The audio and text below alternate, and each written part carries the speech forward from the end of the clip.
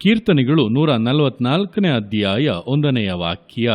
ನನ್ನ ಶರಣನಾದ ಯೆಹೋವನಿಗೆ ಕೊಂಡಾಟವಾಗಲಿ, ಆತನು ನನ್ನ ಕೈಗಳಿಗೆ ಯುದ್ಧ ವಿದ್ಯೆಯನ್ನು, ನನ್ನ ಬೆರಳುಗಳಿಗೆ ಕಾಳಗವನ್ನು ಕಲಿಸಿದ್ದಾನೆ. ಈ ವಾಕ್ಯದಲ್ಲಿ ದಾವೀದನು ದೇವರನ್ನು ಕೊಂಡಾಡುತ್ತಾ ನುಡಿದಂಥ ಸಂಗತಿಗಳನ್ನು ವಿವರಿಸಲಾಗಿದೆ.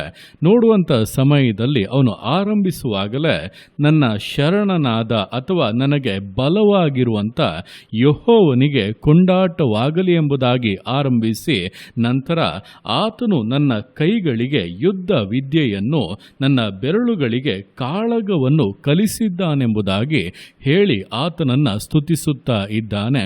ನೋಡುವಾಗ ದೇವರು ಅವನಿಗೆ ಬಲ ಎಂಬುದನ್ನು ಕೂಡ ಅವನು ಅರಿತಿದ್ದನು. ಅದೇ ಸಮಯದಲ್ಲಿ ಅವನಿಗೆ ಸಾಮರ್ಥ್ಯವನ್ನು ಕೊಡುವಂಥದ್ದು, ಅವನಿಗೆ ಯುದ್ಧ ವಿದ್ಯೆಯನ್ನು ಕಲಿಸಿಕೊಡುವಂಥದ್ದು ಬಲಿಷ್ಠನಾಗಿರುವಂಥ ದೇವರು ಎಂಬುದನ್ನು ಅರಿತು ಆತನ ಮೂಲಕವಾಗಿ ಅದನ್ನು ಕಲಿತದ್ದರಿಂದ ದಾವೀದನ ಜೀವಿತದಲ್ಲಿ ಅವನು ರಣಶೂರನಾಗಿ ಪರಾಕ್ರಮಿಯಾಗಿ ಬದಲಾಗುವುದಕ್ಕೆ ಕಾರಣವಾಯಿತು.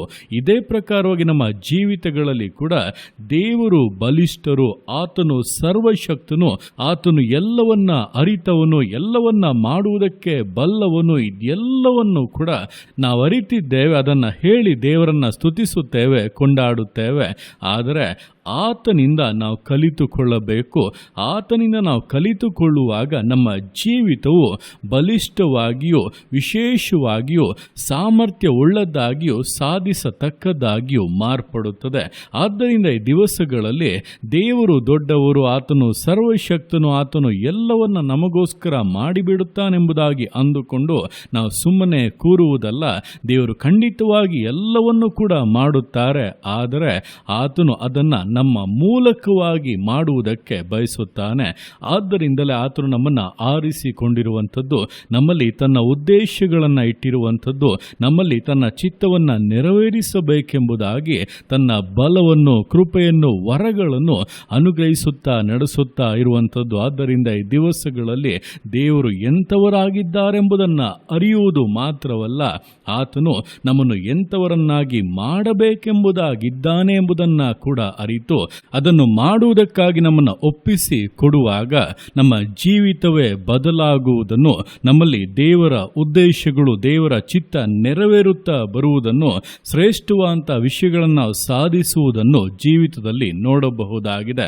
ಆದ್ದರಿಂದ ನಿಮ್ಮ ಜೀವಿತ ಬದಲಾಗಬೇಕು ಅಂದರೆ, ಜೀವಿತದ ಅವಸ್ಥೆಗಳು ಮಾರ್ಪಡಬೇಕು ಅಂದರೆ, ನೀವು ಕೂಡ ಆಶೀರ್ವಾದವಾಗಿ ಮೇಲುಗಳನ್ನು ಹೊಂದಿ ಎಲ್ಲ ಕಾರ್ಯಗಳಲ್ಲೂ ಸಫಲರಾಗಬೇಕು ಅಂದರೆ ದೇವರಿಂದ ಕಲಿತುಕೊಳ್ಳಿರಿ. ಆತನು ಕಲಿಸಿ ಕೊಡುವಾಗ ನಿಮ್ಮನ್ನು ಸಮರ್ಪಿಸಿರಿ, ಬಿಟ್ಟು ಕೊಡಿರಿ.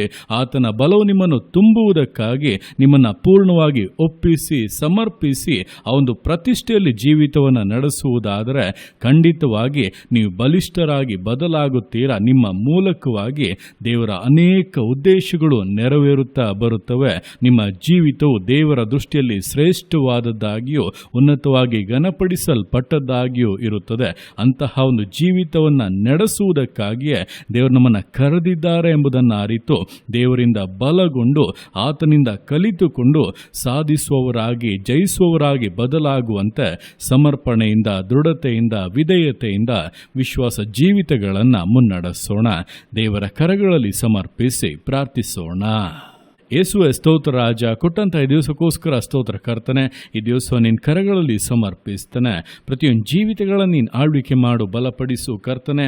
ಹೌದಪ್ಪ, ದಾವೀದನು ಹೇಳಿದಂತೆ ನನ್ನ ಶರಣನಾದ ಯೆಹೋವನಿಗೆ ಕೊಂಡಾಟವಾಗಲಿ, ಆತನು ನನ್ನ ಕೈಗಳಿಗೆ ಯುದ್ಧ ವಿದ್ಯೆಯನ್ನು, ನನ್ನ ಬೆರಳುಗಳಿಗೆ ಕಾಳಗವನ್ನು ಕಲಿಸಿದ್ದಾನೆ. ನಮ್ಮ ಜೀವಿತಗಳಲ್ಲಿ ಕೂಡ ಕರ್ತನೆ, ನೀವು ನಮಗೆ ಬಲವಾಗಿದ್ದೀರಾ, ನಮಗೆ ಆಶ್ರಯವಾಗಿದ್ದೀರಾ, ಸರ್ವಶಕ್ತನಾಗಿ ಎಲ್ಲವನ್ನ ನೆರವೇರಿಸುವಂಥ ದೇವರು ನೀವಾಗಿರುವುದರಿಂದ ನಿಮ್ಮಿಂದ ನಾವು ಕಲಿತುಕೊಳ್ಳಬೇಕು.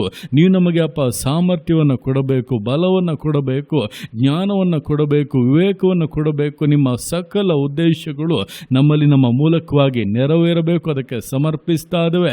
ನನ್ನ ಕೇಳ್ತಾ ಇರುವಂಥ ಪ್ರತಿಯೊಬ್ಬೊಬ್ಬರ ಜೀವಿತಗಳಲ್ಲಿ ಕೂಡ ಅಪ್ಪ ನಿನ್ನ ಕಾರ್ಯಗಳನ್ನು ಮಾಡು, ನಿನ್ನ ಉದ್ದೇಶಗಳನ್ನು ನೆರವೇರಿಸು. ಅತ್ಯಧಿಕವಾದಂಥ ನಿನ್ನ ಬಲವನ್ನು ಆಶ್ರಯಿಸಿಕೊಂಡು ಜೀವಿಸಕ್ಕೆ ನಿನ್ನ ಸಹಾಯ ಮಾಡು. ಮಾನಿಸು, ಘನಪಡಿಸು ಕರ್ತನೆ. ಅಪ್ಪ, ಜೀವಿತಗಳಲ್ಲಿರುವಂಥ ಎಲ್ಲ ಎಲ್ಲ ಕೊರತೆಗಳು ನೀಗಲಿ, ಎಲ್ಲ ಸೈತಾನ್ನ ಹೋರಾಟಗಳು ಮುರಿದು ಬೀಳಲಿ. ಜೀವಿತದಲ್ಲಿ ಜಯಶಾಲಿಗಳಾಗುವಂತೆ ನಿನ್ನ ಜೀವಿತಗಳನ್ನು ಆಶೀರ್ವದಿಸಿ ಅಭಿವೃದ್ಧಿಯಲ್ಲಿ ಮುನ್ನಡೆಸಬೇಕೆಂದು ಪ್ರಾರ್ಥಿಸ್ತಾ ಇದ್ದೇನೆ. ನಿನ್ನ ಜೊತೆಗಾರನಾಗಿದ್ದು ಪ್ರತಿಯೊಬ್ಬೊಬ್ಬರನ್ನಪ್ಪ ಸಾಧಿಸುವವರನ್ನಾಗಿ, ಜಯಶಾಲಿಗಳನ್ನಾಗಿ ಮಾಡಿಸಿ ಮಹಿಮೆಯಲ್ಲಿ ಸೇರಿಸಬೇಕೆಂದು ಪ್ರಾರ್ಥಿಸ್ತಾ ಇದ್ದೇನೆ. ನಿನ್ನತೆಗೆ ಮಾಡುವಂಥ ನಿನ್ನ ಪ್ರೀತಿಗೋಸ್ಕರ, ಕೃಪೆಗೋಸ್ಕರಪ್ಪ ನಿಮಗೆ ಸ್ತೋತ್ರಗಳು. ಪ್ರತಿಯೊಂದು ಜೀವಿತಗಳನ್ನು ಅಪ್ಪ ನಿಮ್ಮ ಕರಗಳಲ್ಲಿ ಸಮರ್ಪಿಸ್ತಾ ಇದ್ದೇನೆ. ಆಶೀರ್ವದಿಸು, ಮಾನಿಸು, ಘನಪಡಿಸು. ಎಲ್ಲ ನಿಮ್ಮ ಕರಗಳಲ್ಲಿ ಸಮರ್ಪಿಸಿ ಎಲ್ಲ ಸ್ತುತಿಯನ್ನು ಮಾನ್ಪನಿನೊಬ್ಬನಿಗೆ ಸಲ್ಲಿಸಿ ಯೇಸುವಿನ ನಾಮದಲ್ಲಿ ಬೇಡುತ್ತೆ ನಮ್ಮ ತಂದೆಯೇ. ಆಮೇನ್, ಆಮೇನ್.